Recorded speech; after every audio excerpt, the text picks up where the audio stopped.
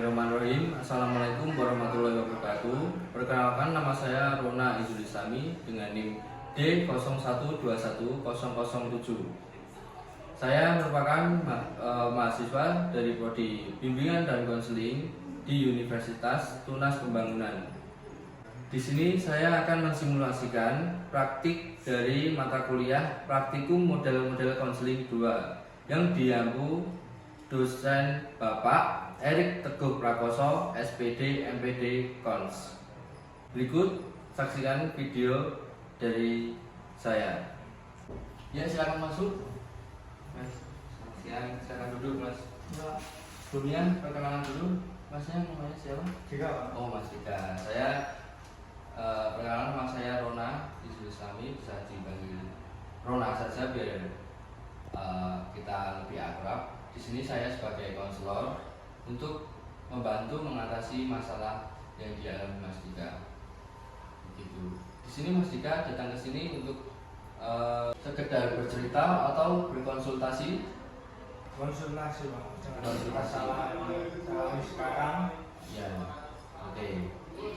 Baik, sebelum Mas Dika berkonsultasi, saya akan menyebutkan asas-asas di dalam konseling terlebih dahulu ya Mas. Saya tidak ambil 3 asas dari beberapa asas, yaitu asas kerahasiaan, asas kenormatifan, dan asas keterbukaan.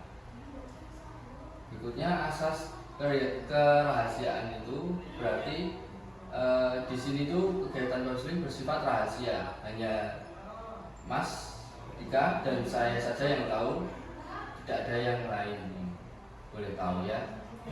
Jadi saya juga akan menjaga rahasia dari Mas Dika.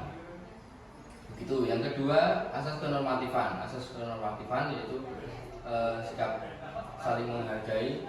Jadi saya juga menghargai apa yang Mas Dika ceritakan, dan Mas Dika juga bisa menghargai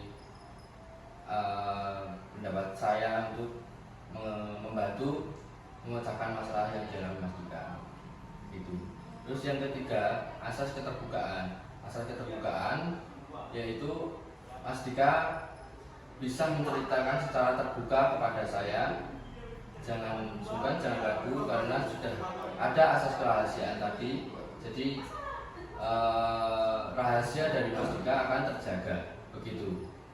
Itu seperti itu Mas Dika sudah paham. Itu Mas Dika sudah paham ya.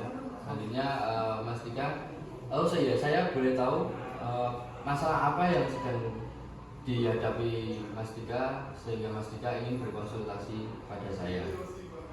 Saya memiliki ketakutan mungkin berlebihan dengan kucing. Dengan kucing itu saya benar-benar tidak bisa mendekatinya dan takut. Di semacam Mas Dika itu fobia dengan kucing ya, memiliki rasa kecemasan pada kucing yang berlebih. Baik, bisa diceritakan Mas Dika kenapa bisa takut dengan kucing? Saat kecil itu kan ada kucing di dekat rumah saya. Ya.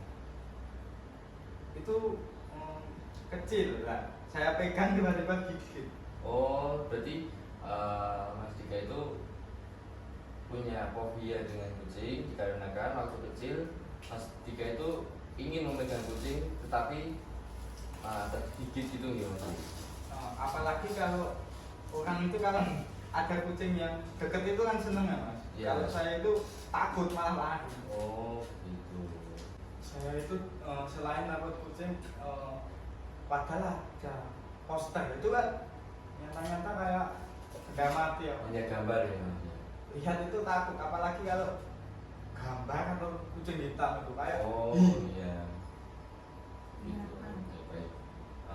Ada dikeluhan yang Mas Dika bisa sampaikan? Saya mengalami itu dari SD. Kalau saya ketemu kucing itu menghindar, cenderung biar dia tidak dekat. Oh iya. Begitu. Baik, dari yang bisa saya simpulkan berarti Mas Dika ini mempunyai kecemasan yang berlebih, atau bisa diartikan Mas Dika ini fobia dengan kucing. dikarenakan Mas Dika ya yang Mas Dika ceritakan tadi ya Mas ya. Baik, di sini saya akan mencoba membantu Mas Dika dengan menggunakan satu teknik, yaitu desensitisasi sistematis atau bisa disingkat dengan DS. Desensitisasi sistematis sendiri yang berarti menghilangkan rasa cemas yang berlebihan dalam diri Mas Dika ya. Tahapan dari teknik desensitisasi sistematis atau DS ada memiliki 3 tahapan Mas. Yang pertama, analisis tingkah laku untuk membangkitkan kecemasan. Yang kedua, menyusun tingkat kecemasan mulai dari yang paling rendah sampai yang paling tinggi. Yang ketiga, membuat daftar situasi yang membangkitkan kecemasan atau memunculkan kecemasan dari yang paling rendah sampai yang paling tinggi. Begitu. Jadi nanti Mas Dika memejamkan mata, mendengarkan kata-kata yang saya katakan untuk membangkitkan kecemasan dalam diri Mas Dika. Nanti jika Mas Dika sudah merasa cemas, nanti saya akan merelaksasikan Mas Dika lagi, meregangkan pikiran Mas Dika, meregangkan otot-otot Mas Dika lagi agar tidak merasa cemas. Begitu sampai tahap yang kecemasan paling tinggi. Seperti itu ya Mas. Teknik desensitisasi sistematis ini bisa digabungkan dengan teknik relaksasi ya Mas. Teknik relaksasi itu adalah relaksasi sendiri berarti peregangan otot-otot yang diikuti dengan peregangan pikiran yang agar terdapat kondisi dalam diri kita itu kondisi yang nyaman. Gitu Mas. Apakah Mas Dika sudah paham dengan teknik yang saya jelaskan tadi? Sudah Mas. Mas, apakah Mas Dika sudah bersedia untuk menjalani konseling pada hari ini dengan teknik yang sudah saya jelaskan tadi? Sudah siap belum Mas? Langsung saja ya Mas ya, kita akan melakukan konseling pada hari ini untuk mencoba membantu rasa cemas yang dialami Mas Dika. Oke, baik, bisa dimulai ya Mas ya tekniknya. Monggo Mas Dika mencari posisi duduk yang nyaman dan juga Mas Dika merasa nyaman. Oke, sudah merasa nyaman Mas duduknya? Sudah Pak. Sekarang Mas Dika ambil nafas, keluarkan dari mulut. Ambil nafas yang dalam, keluarkan dari mulut. 3 kali Mas, 1 kali lagi, keluarkan dari mulut. Mas Dika peregangan otot untuk agar merilekskan badan-badannya Mas Dika dan pikirannya Mas Dika. Baik, Mas Dika sudah merasa rileks badannya. Kita mulai ya Mas ya dengan menggunakan teknik desensitisasi relaksasi. Sekarang Mas Dika bisa mengikuti apa kata dari saya, apa kata-kata yang dengarkan kata-kata yang sudah saya katakan. Mas Dika tahu hewan kesayangan Nabi Muhammad SAW? Tahu ya Mas ya, itu kan hewan kesayangan Nabi Muhammad, dan sebagai umat Nabi Muhammad kita kan juga disunahkan untuk memelihara hewan tersebut. Baik, Mas Dika sudah tahu ya Mas ya hewannya ya. Yang kedua, Mas Dika bayangkan hewan itu kan berbulu, lucu, menggemaskan, seperti itu ya Mas ya. Selanjutnya Mas Dika tahu kan hewan itu namanya kucing ya Mas ya. Hewan itu kan kucing itu kan lucu, menggemaskan. Baik, Mas Dika rilekskan lagi badannya, rilekskan pikirannya, rileks Mas Dika, rileks. Sudah merasa rileks Mas Dika? Sudah merasa rileks lagi? Baik, ini kan Mas Dika itu, bayangkan Mas Dika dengan melihat kucing dari sosial media atau dari gambar-gambar video-video itu kan, tingkah lakunya itu kan lucu-lucu gitu Mas, menggemaskan itu gitu ya Mas ya. Bayangin misal kucing itu menggemaskan, lucu di video-video sudah. Rilaskan lagi badannya Mas Dika, rilaskan badannya, rilaskan pikirannya, rilas lagi Mas Dika, tenangkan pikirannya. Tidak apa-apa, sudah merasa rileks Mas Dika. Selanjutnya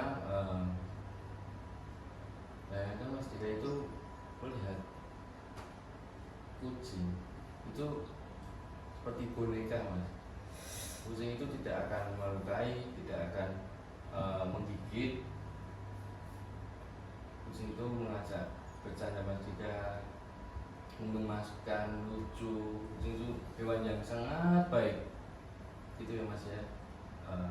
Rilaskan lagi badannya Mas Dika, nafasnya, ambil nafas, buang dari mulut gitu Mas Dika. Yang terakhir yang selanjutnya Mas Dika melihat kucing dari agak dekat untuk melihat kucing itu, Mas Dika mulai memberanikan diri, mulai merasa penasaran dengan kucing. Rilaskan lagi Mas Dika, rilaskan pikirannya. Baik, sudah merasa rileks Mas Dika. Selanjutnya Mas Dika melihat kucing itu bertingkah menggemaskan, bertingkah lucu, sehingga Mas Dika itu merasa senang melihat kucing, merasa senang mendekati kucing itu. Kucing itu bertingkah manja, lucu, menggemaskan. Mas Dika merasa senang, merasa melihat kucing itu, merasa hati Mas Dika itu senang. Gitu Mas Dika ya. Rilaskan lagi badannya. Selanjutnya Mas Dika mulai memberanikan diri mencoba memegang kucing, tetapi kucing itu tidak akan menggigit Mas Dika. Kucing itu tidak akan melukai sedikit pun di badan Mas Dika. Kucing itu bertingkah manja pada Mas Dika. Mas Dika mulai memegang kepalanya, terus mulai kepalanya, coba Mas Dika pegang. Mas Dika rilaskan lagi Mas Dika. Kucing itu tidak akan melukai, dan kucing itu akan manja jika Mas Dika dekati. Baik Mas Dika, sudah selesai. Mas Dika bisa membuka matanya. Bagaimana Mas Dika rasanya Mas Dika sesudah melakukan teknik desensitisasi relaksasi? Apa perasaannya? Saya tadi sebenarnya saya punya pikiran sekarang ini kalau kucing itu gak semenakkan itu Mas. Jadi kayak ingin mencoba mendekatinya gitu. Oh iya, jadi perasaan dari Mas Dika takut dengan kucing itu sudah mulai menurun apa masih Berkurang. sudah agak berkurang ya Mas? Tapi masih merasa takut ya Mas Dika? Baik, itu ya Mas Dika ya. Kita kegiatan konseling yang kita lakukan ini kan sudah berakhir. Jika Mas Dika masih merasa cemas atau masih merasa ada keganjilan dalam diri Mas Dika, bisa datang kemari lagi untuk melakukan konseling kembali yang dengan waktu yang sudah kita tentukan. Nanti Mas Dika bisa hubungi saya lagi jika Mas Dika ingin melakukan konseling. Nah, gitu Mas Dika. Nanti setelah saya keluar ini saya ingin mempraktekkan dan ingin lebih dekat lagi. Iya, Mas Dika ingin mencoba berani dengan kucing ini. Baik, begitu ya Mas Dika ya. Terima kasih Mas Luna telah meluangkan waktu untuk saya. Iya. Saya Ya, permisi dulu ya. Masalah aja lagi.